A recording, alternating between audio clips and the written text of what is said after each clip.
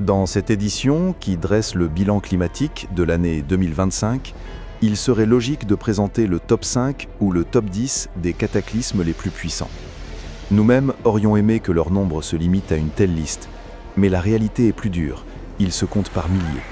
Et chacun d'eux possède une force, une échelle et des paramètres records inimaginables. C'est pourquoi aujourd'hui nous allons analyser, à travers les exemples les plus frappants, en quoi les catastrophes naturelles de 2025 se sont considérablement distinguées de tout ce que nous avions pu observer auparavant. Mais d'abord, revenons à ce que les scientifiques d'Alatra avaient prévu pour l'année écoulée. D'après nos calculs et notre modélisation mathématique, nous prévoyons pour 2025 une augmentation de 12 à 15% de l'intensité des phénomènes naturels par rapport à l'année en cours 2024. J'insiste délibérément sur l'importance de ces chiffres. Ils sont sans précédent dans notre histoire d'observation moderne. Il est particulièrement préoccupant de constater que nous ne sommes pas seulement témoins d'une augmentation linéaire, mais plutôt d'une accélération progressive et exponentielle dans cette détérioration. En l'absence d'action humaine collective, nous n'avons aucune raison d'espérer un ralentissement ou une atténuation de cette tendance. Au cours de l'année à venir, nous prévoyons l'apparition de nouveaux phénomènes climatiques et naturels dont beaucoup seront très différents de ceux auxquels nous avons été habitués. Nous serons probablement confrontés à des événements météorologiques extrêmement plus fréquents et de ces combinaisons inédites de catastrophes naturelles et à des processus qui dépassent les paramètres observés jusqu'à présent.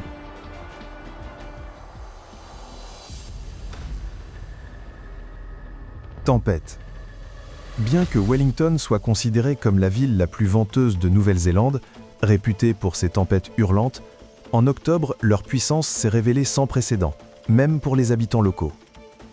À partir du 21 octobre, la capitale du pays et une partie de l'île du Sud ont été frappées par des rafales dangereuses et des pluies torrentielles, semant chaos et destruction. Par endroits, la vitesse du vent a atteint 230 km/h. Pour plusieurs régions sinistrées, le niveau d'alerte maximale, rouge, a été déclaré, ce qui arrive ici extrêmement rarement. En 2025, le vent de tempête a atteint de telles vitesses que même une exposition de courte durée provoquait des destructions catastrophiques.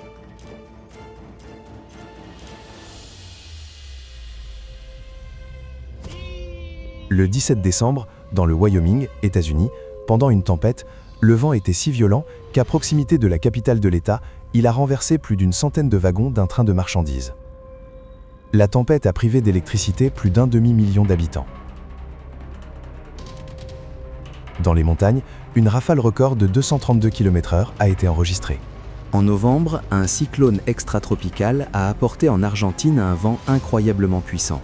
Sur l'un des champs pétrolifères, les instruments de mesure ont enregistré pendant un temps prolongé une vitesse de vent de 312 km/h, avec des rafales atteignant 352. La soudaineté des tempêtes prive de toute possibilité de se préparer, même minimalement, et de s'abriter des éléments. Le 31 mai, un puissant orage accompagné de pluies torrentielles et de grêle a brutalement interrompu un festival de carnaval en Allemagne. Le ciel s'est assombri très rapidement, un fort vent s'est levé et en l'espace de quelques minutes seulement, le site du festival a été inondé par la pluie. Des grêlons atteignant jusqu'à 3 cm ont blessé 11 personnes, principalement par des plaies lacérées. Les organisateurs du festival ont expliqué qu'en 20 ans d'activité, ils n'avaient jamais été confrontés à une telle météo soudaine et destructrice. Les radars n'avaient pas détecté la grêle et l'avertissement de la météo allemande n'est arrivé qu'à la dernière minute. De plus en plus souvent, le danger des tempêtes modernes s'amplifie par la superposition de plusieurs facteurs: anomalies saisonnières, influence de systèmes tropicaux et atmosphère saturée en humidité, ce qui fait que des phénomènes qui, pris isolément, ne seraient pas catastrophiques, deviennent, une fois combinés, beaucoup plus graves et réduisent drastiquement le temps de réaction. Ainsi, au Mexique, la fin d'une saison des pluies inhabituellement intense a coïncidé avec le passage de 2 tempêtes tropicales le long de la côte ouest du pays. En conséquence, début octobre, au moins 5 États ont enregistré des précipitations records. À cause des inondations et des glissements de terrain, plus de 300 localités se sont retrouvées coupées du monde extérieur. Dans l'état de Veracruz, par endroits, le niveau de l'eau dans les rues des villes est monté au-dessus de 4 mètres.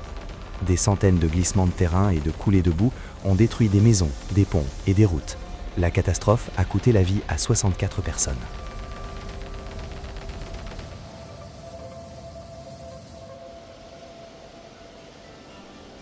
En Inde, une tempête féroce et inattendue, le 2 mai, a frappé la région capitale de Delhi. Elle a apporté chaos, destruction et victimes humaines. L'avertissement concernant l'approche de la catastrophe a été diffusé à 2h30 du matin, alors que la plupart des gens dormaient encore et ne l'ont pas vu. Le service météorologique indien a expliqué une telle puissance de la tempête par une combinaison extrêmement rare pour la région, l'afflux simultané d'humidité depuis la mer d'Arabie et le golfe du Bengale.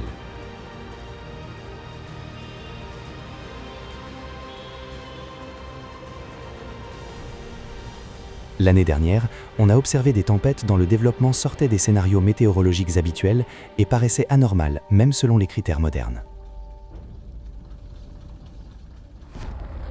Le 3 décembre, un puissant cyclone venu de la mer d'Okhotsk s'est abattu sur la péninsule du Kamtchatka, en Russie. En plein hiver, alors que d'ordinaire règnent les gelées, la température est montée au-dessus de zéro. La neige a fondu très rapidement et, mêlée à la pluie, a transformé les rues de la ville de Petropavlovsk-Kamtchatsky en immenses étendues d'eau. Des vents jusqu'à 46 mètres secondes ont arraché les toits et les bardages des maisons. Et le 9 décembre, la région a été touchée par un rare orage de neige.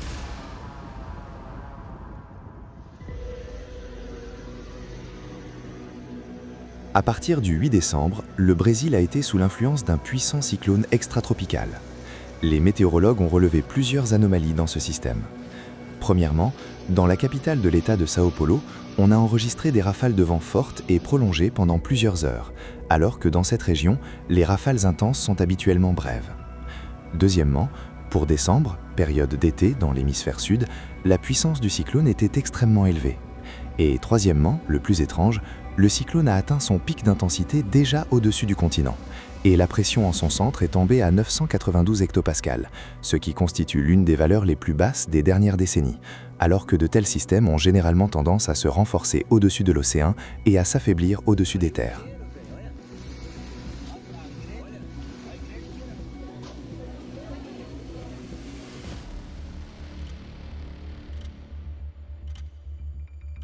En 2025, une tendance s'est clairement manifestée. Les tempêtes des latitudes moyennes, formées à partir d'anciens cyclones tropicaux, conservent de plus en plus souvent une énergie extrême. Lors de leur passage en phase post-tropicale, ces systèmes ne s'affaiblissent pas, mais au contraire se renforcent fréquemment, propageant des vents ouragans et des destructions massives bien au-delà des tropiques. Un exemple frappant est la tempête formée à partir du typhon Along, qui, début octobre, a provoqué des précipitations extrêmement fortes et des destructions au Japon. Après avoir parcouru des milliers de kilomètres au-dessus des eaux anormalement chaudes du nord de l'océan Pacifique, la tempête a reçu une énergie supplémentaire et, dans la nuit du 12 octobre, s'est abattue sur la côte ouest de l'Alaska avec une puissance sans précédent pour cette région. Les rafales de vent ont atteint 170 km/h et la surcôte de tempête a dépassé la normale de plus de 2 mètres. Les conséquences de l'impact ont été catastrophiques. Les communautés côtières ont été inondées, de nombreux habitants se sont retrouvés dans l'eau glacée en pleine nuit, s'accrochant à n'importe quel objet pour ne pas couler. Des maisons ont été arrachées de leurs fondations et emportées par le courant, obligeant à évacuer les gens par hélicoptère depuis les toits.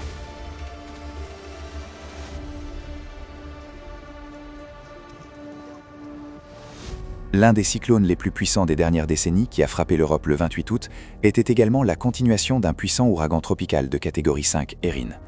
En Irlande, au Royaume-Uni et dans le nord de la France, le cyclone a apporté des vents puissants, atteignant 170 km/h, et des vagues de 12 mètres ont déferlé sur les côtes. En Italie, une tornade a détruit une centrale solaire de 12 500 panneaux. Dans les pays baltes et en Finlande, la surcôte de tempête a fait monter le niveau de la mer Baltique de 1 à 1,5 mètres au-dessus de la normale. Et dans les Balkans et en Hongrie, Dans certaines régions, la température s'est élevée de 8 à 10 degrés Celsius au-dessus de la normale, établissant un record pour la fin de l'été. Il est remarquable que ce cyclone ait étendu son influence à pratiquement toute l'Europe. C'est une tendance qui s'accélère. Les tempêtes commencent à englober quasiment des continents entiers. L'un de ces monstres météorologiques a été la tempête hivernale qui s'est abattue sur l'Amérique du Nord le 29 novembre, en plein retour des Américains après la célébration de Thanksgiving. Le système tempétueux s'étendait du golfe du Mexique jusqu'au Canada. Plus de 25 millions de personnes ont reçu des avertissements concernant l'arrivée de cette mauvaise météo. Le Midwest a été recouvert de chutes de neige records qui ont bloqué les routes et paralysé le trafic aérien dans tout le pays. L'une des facettes les plus dangereuses des tempêtes modernes réside dans les précipitations. Elles tombent en quantité telle que ni le sol ni les systèmes de drainage urbain ne peuvent les absorber. Les prévisions indiquent souvent ni le lieu exact ni l'intensité réelle de ces pluies diluviennes et l'eau s'accumule alors très rapidement. Les inondations se forment presque instantanément, sans montée progressive du niveau des rivières et sans temps pour alerter, rendant les populations totalement vulnérables face à cette soudaineté des éléments.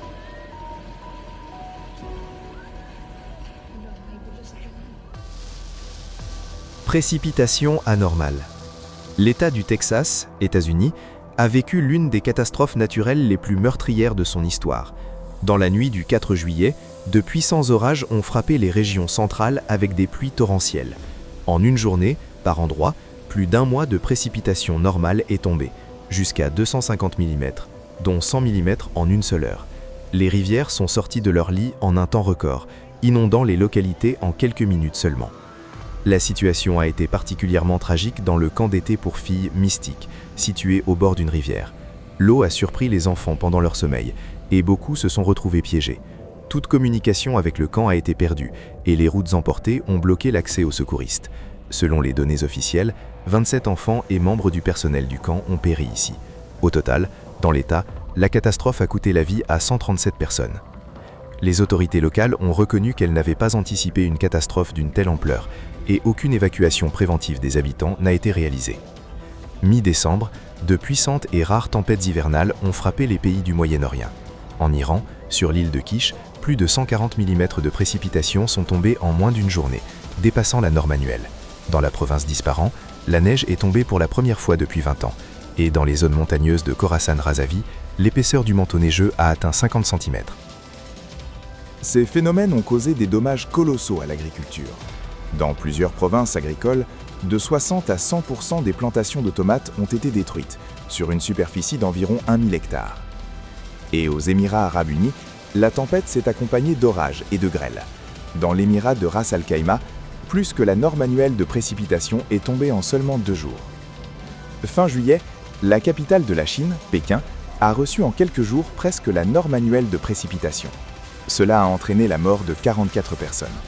Le plus grand nombre de victimes s'est produit dans une maison de retraite.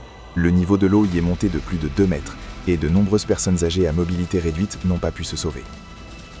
Les autorités ont reconnu l'inefficacité des plans de sauvetage existants et de graves lacunes dans le système de protection de la ville contre les inondations mortelles. Les événements à Pékin ont montré que les scénarios de réaction habituels ne fonctionnent plus, même dans des pays disposant de services de secours hautement organisés et techniquement très équipés, comme en Chine. Aujourd'hui, les volumes de précipitations peuvent atteindre des valeurs inimaginables, au point que même les habitants de pays habitués aux inondations saisonnières se retrouvent impréparés face à l'ampleur de la catastrophe qui dépasse tout ce qu'ils ont vécu auparavant. En octobre, le centre du Vietnam a été confronté à une inondation catastrophique après des pluies records. Plus de 1700 mm de précipitations sont tombées en une journée. Il s'agit du deuxième chiffre le plus élevé au monde depuis le début des observations météorologiques. L'ampleur des destructions a été immense. Plus de 65 000 foyers se sont retrouvés sous l'eau, les terres agricoles ont été détruites, plusieurs milliers de têtes de bétail ont péri. Les pluies de novembre dans la province de Daklak ont dépassé toutes les normes historiques, avec, par endroits, plus de 1800 mm de précipitations en une semaine. L'inondation a commencé de manière fulgurante. L'eau a envahi les maisons si rapidement que les gens ont dû percer les toits pour se sauver des puissants courants. De nombreuses familles ont dû rester perchées là-haut pendant environ 30 heures. Les réseaux sociaux étaient inondés d'appels à l'aide. Malheureusement, à cause de cette inondation massive dans le pays, 98 personnes ont perdu la vie. Décembre a de nouveau apporté au pays des pluies diluviennes destructrices. Dans la province de Cagneroy, des centaines de familles ont dû pour la 4e fois en un mois quitter leurs habitations pour fuir les inondations.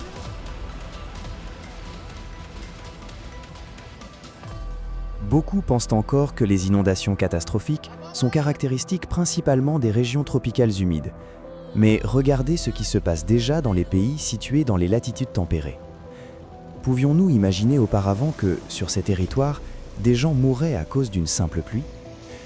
Le 30 septembre, dans la ville d'Odessa, en Ukraine, en 7 heures est tombée presque la norme de précipitation de 2 mois.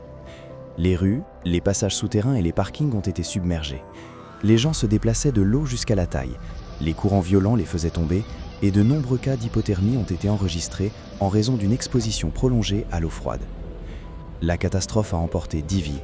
Parmi les victimes, une famille de 5 personnes avec un enfant qui vivait au rez-de-chaussée.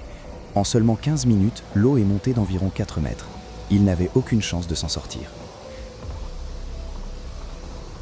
L'île d'Elbe, en Italie, a également été soumise à la pression climatique. Le 19 décembre, ses habitants ont subi pour la 4e fois de l'année un puissant orage, qu'ils ont qualifié de véritable cauchemar récurrent. Les pluies extrêmes ont provoqué des inondations et des glissements de terrain, laissant certains villages coupés du monde extérieur. Naturellement, les conséquences d'une telle force indomptable sont colossales. Des centaines de milliers de kilomètres carrés de terre inondés, des millions d'animaux morts, des infrastructures détruites. Tout cela peut être restauré. Mais les vies humaines emportées par les cataclysmes sont perdues à jamais. Fin mars, plusieurs jours de pluie torrentielle ont provoqué une inondation historique dans l'État du Queensland, en Australie. Dans la ville d'Eromanga, il est tombé pratiquement 2 fois la norme annuelle de précipitation. Une superficie d'environ 500 000 km² a été submergée, y compris des zones arides où se trouvent les plus grandes exploitations d'élevage. Plus de 100 000 têtes de bétail ont été emportées par le courant. En novembre, le sud de la Thaïlande a été frappé par ce que l'on appelle une bombe de pluie. Il n'a été possible de prévoir un tel développement que 2 heures avant que l'eau n'envahisse les quartiers résidentiels. Et cela s'est produit en pleine nuit, laissant extrêmement peu de temps pour la préparation et l'évacuation des habitants.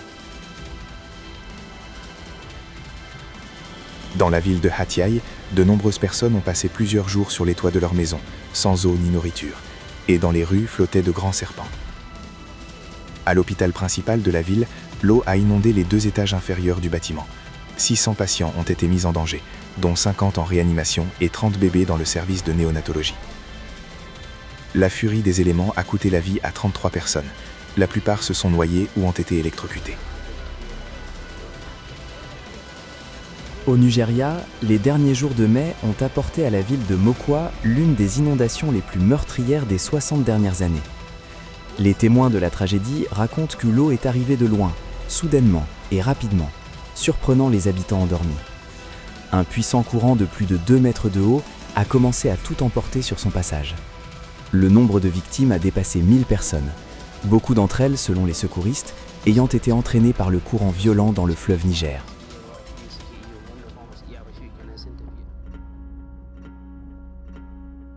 Avec l'augmentation générale de la teneur en humidité de l'atmosphère, les précipitations se répartissent de plus en plus inégalement. Les flux aériens peuvent transporter l'humidité sur de grandes distances, laissant des régions entières sans pluie. Et même les précipitations qui tombent aggravent souvent la situation. Les longues périodes de sécheresse dessèchent le sol. L'eau de pluie, lors d'épisodes intenses, ne peut pas s'infiltrer dans le sol et s'écoule en surface vers les rivières et les mers sans recharger les nappes phréatiques. Résultat, le risque d'inondation augmente. Sécheresse. À Gangneung, ville de la côte est de la Corée du Sud, s'est déclarée la plus forte sécheresse jamais enregistrée depuis le début des observations. Début septembre, le niveau d'eau dans le réservoir d'Obang, qui assure environ 87% des besoins de la ville, est descendu à 11,5% de sa capacité, touchant pratiquement le fond. Un état d'urgence a été déclaré dans la ville, pour la première fois dans l'histoire du pays, non pas à cause d'un incendie ou d'une inondation, mais à cause d'une sécheresse. Les autorités ont été contraintes d'imposer un rationnement strict de l'eau. L'eau était fournie dans les maisons seulement 2 heures par jour, 1 heure le matin et 1 heure le soir.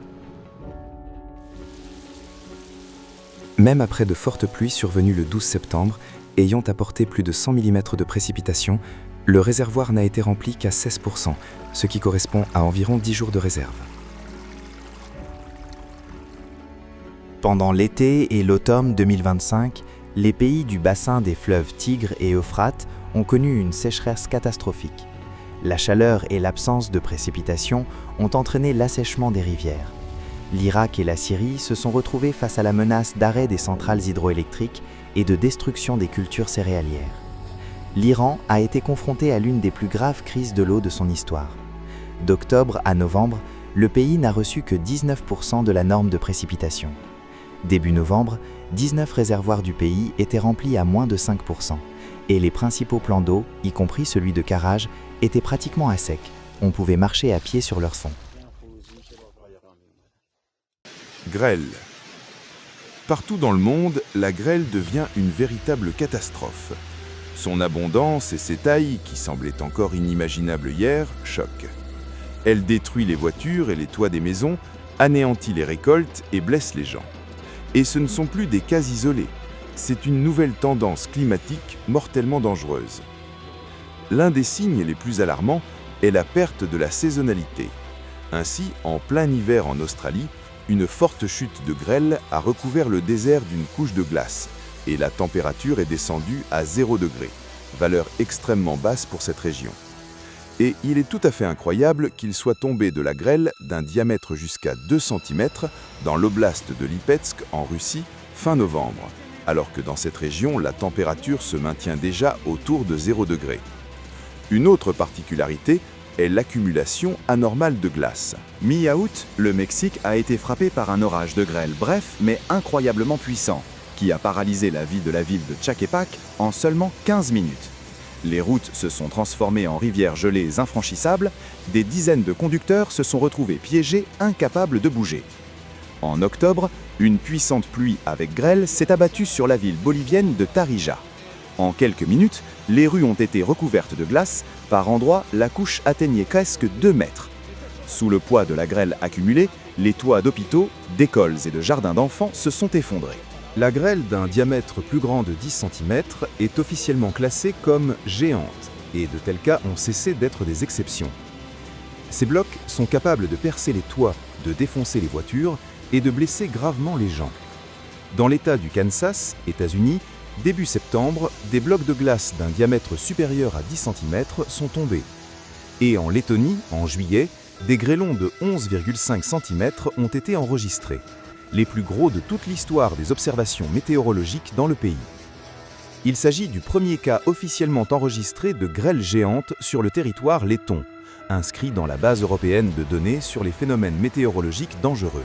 Regardez le graphique du nombre de cas de grêle importante en Europe. Il montre une croissance exponentielle. Les dommages causés par la grêle augmentent également de façon fulgurante. Le 8 mai, la ville de Xi'an, dans la province du Shenxi en Chine, a été soudainement frappée par une grêle de la taille d'un œuf de poule. Un concessionnaire automobile a raconté avec désespoir que sur plus de 300 voitures exposées à la vente, aucune n'a survécu. Les carrosseries étaient criblées de bosses et toutes les vitres brisées. L'orage de grêle d'août au Canada a laissé une bande de destruction d'environ 15 km de large et presque 200 km de long. Les dommages aux récoltes ont été totaux. Les céréales ont été détruites, le maïs a perdu ses feuilles et les prairies et pâturages sont restés avec une terre nue, de l'herbe arrachée et des arbustes brisés. Du bétail est mort dans les fermes, des bâtiments agricoles et des maisons ont été endommagés. Dans la municipalité brésilienne d'Erechim, la grêle a duré environ 20 minutes et a causé des dommages sans précédent à la ville. Plus de 5000 bâtiments ont été touchés, vitres et carrosseries de voitures brisées. Au moins 268 personnes ont été blessées par les impacts de grêle, les éclats de verre et l'effondrement de toits. L'état d'urgence a été déclaré dans la ville. Pourquoi observe-t-on de telles anomalies naturelles graves ? L'explication évidente est l'augmentation de la température globale et de la teneur en humidité de l'atmosphère. Mais ce n'est qu'une des causes. Dans les processus climatiques est intervenu un matériau créé artificiellement, que nous, humains, en le synthétisant, ne soupçonnions même pas qu'il deviendrait avec le temps notre tueur invisible. Il s'agit du micro- et nanoplaste. Le principal danger des micro- et nanoplastiques réside dans leur capacité unique à accumuler des charges électrostatiques à leur surface. Le groupe scientifique d'Alatra avait mis en garde contre ce phénomène il y a 20 ans. Comment les particules plastiques acquièrent-elles cette charge? Cela se produit par des procédés de fabrication, la friction et le contact avec d'autres surfaces, les changements dans l'environnement ambiant, comme le pH, la composition ionique ou l'humidité. Selon leur structure chimique, les particules plastiques peuvent acquérir une charge positive ou négative. La surface de ces particules peut subir une ionisation, leur conférant une activité électrostatique stable. Cela signifie que les nanoparticules de plastique ne sont pas de simples polymères inertes, mais sont des corps chargés, interagissant activement avec leur environnement. Dans l'atmosphère, le nanoplastique chargé agit comme un noyau de condensation, accélérant la formation des nuages et provoquant la congélation des gouttelettes à des températures de 4 à 10 degrés plus élevées que la normale. Cela entraîne la formation de grêles anormalement grosses, de précipitations inhabituelles et une perturbation du cycle hydrologique.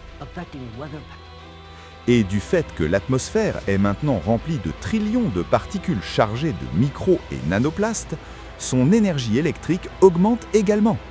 C'est pourquoi la fréquence et l'anomalie des décharges de foudre croissent de manière fulgurante.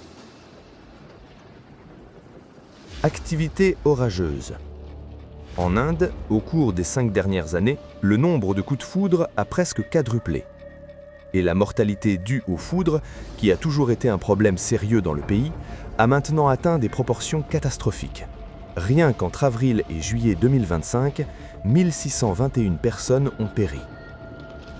Aux États-Unis, l'activité foudroyante en 2025 a été supérieure de 20% à celle de l'année précédente, atteignant un maximum pour les 8 dernières années. Et à l'automne, au-dessus du territoire australien, environ 8 millions de coups de foudre ont été enregistrés en moins d'une semaine, dont plus de 4 millions dans l'État du Queensland. Une augmentation particulièrement brutale de l'activité orageuse est observée dans l'Arctique. Selon les physiciens de l'atmosphère, historiquement, il n'y avait presque aucune foudre dans la région. Mais en 12 ans, à partir de 2010, leur nombre a augmenté de 70 fois, passant d'environ 100 à plus de 7000 par an. Dans les conditions froides et sèches du climat arctique, il s'agit d'une croissance sans précédent. Mais si dans l'Arctique, les scientifiques enregistrent ces changements avec des instruments, dans d'autres coins de la planète, pour de nombreuses personnes, les orages anormaux sont déjà devenus une réalité perceptible.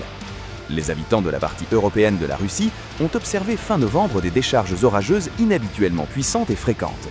La force du courant de certains coups de foudre atteignait 486 kA, alors que l'amplitude moyenne d'une décharge de foudre est d'environ 30 kA, soit 16 fois moins.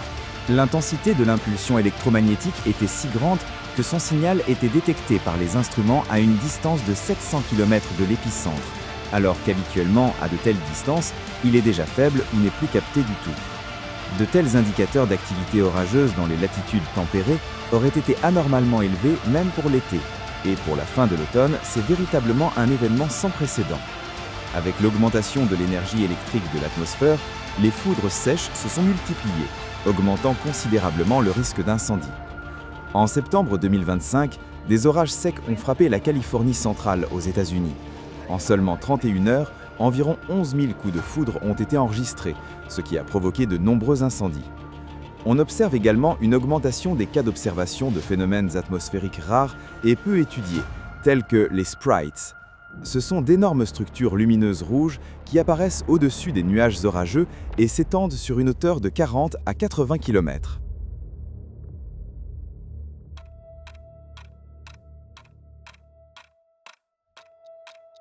En conclusion de cette première partie du bilan de 2025, nous souhaitons parler de la valeur du temps. Ce sujet peut sembler inattendu, mais il est directement lié à tout ce que vous avez déjà vu dans cette vidéo. Pendant de nombreuses années, les scientifiques et les volontaires d'Alatra ont averti que les crises planétaires se développaient de manière irréversible, que les catastrophes allaient s'intensifier et n'épargneraient aucune région. Ils expliquaient, montraient, racontaient mais la réponse de la communauté mondiale est restée minime. Aujourd'hui, les conséquences de la crise climatique sont visibles de tous. C'est désormais une évidence qui ne nécessite plus de preuves. Et nous revenons ici encore une fois à la valeur du temps. Si, à l'époque, nous avions commencé activement à chercher et à développer des solutions aux problèmes climatiques, qui de lui-même ne disparaîtra pas, mais ne fera que s'aggraver, aujourd'hui, nous ne serions pas témoins de cataclysmes d'une telle ampleur, d'une escalade aussi brutale de la force, de l'anomalie et surtout d'un tel nombre de victimes. Des millions de personnes ont déjà souffert et beaucoup plus souffriront encore. Des centaines de milliers ont déjà péri. Et au moins une partie de ces vies aurait pu être sauvée. Mais le temps est perdu, irrévocablement. La valeur du temps nous oblige à parler franchement et ouvertement. En tant qu'humanité, nous avons déjà laissé passer de nombreuses opportunités. Atténuer les conséquences des catastrophes climatiques, réduire le nombre de victimes et de morts, et gagner du temps pour trouver une solution globale. Des opportunités manquées et de celles qui restent, nous parlerons dans la deuxième partie de ce bilan. Mais pour l'instant, il est nécessaire d'attirer l'attention sur une autre menace planétaire. Par ses conséquences pour l'humanité, elle n'est pas inférieure à la crise climatique. Nous l'avons déjà mentionné aujourd'hui, il s'agit du micro- et nanoplaste. Nous avons créé un monstre qui ne nous entoure pas simplement, il est déjà à l'intérieur de nous. Dans le film scientifique et populaire Nanoplast, Menace pour la vie, sont rassemblées les données scientifiques les plus récentes et les avis des meilleurs experts sur la façon dont les particules de micro- et nanoplastes détruisent les écosystèmes, agissent sur l'être humain et pourquoi la prise de conscience de l'ampleur de cette menace détermine aujourd'hui l'avenir de toute la planète. Les scientifiques ont également établi que les concentrations les plus élevées de nanoplastiques se trouvent précisément dans les tissus du cerveau humain. En conséquence, à l'intérieur même du cerveau se déclenche un cycle continu de destruction et la personne perd la capacité de percevoir adéquatement la réalité et même les menaces évidentes. Elle cesse de relier logiquement les faits et de prendre des décisions raisonnables, perdant le contrôle de sa propre vie. C'est la fin de la pensée humaine, et donc notre fin à tous. Parce que c'est précisément maintenant que nous avons plus que jamais besoin d'un esprit clair, aiguisé et d'une capacité à penser sobrement pour trouver une issue à la crise climatique et préserver notre avenir. Le temps est l'une des ressources les plus précieuses. Chaque jour d'inaction nous coûte à tous non seulement notre bon sens, mais aussi des vies humaines perdues à jamais.